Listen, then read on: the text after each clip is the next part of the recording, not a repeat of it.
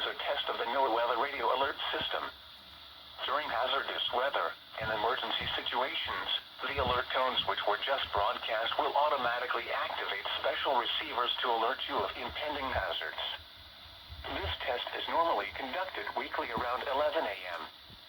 If hazardous weather is imminent or occurring, the test may be canceled. To provide the most consistent warning service possible, the alert tones will only be activated for the following counties in the KDO 89 listening area: in Missouri, St. Louis, Franklin, Jefferson, Lincoln, St. Charles, Warren, and the city of St. Louis. In Illinois, Madison, Monroe, and St. Clair. If your receiver was tone activated, the alert function will automatically reset after the test. This concludes our test for this week, and we will now resume normal programming. Thank you.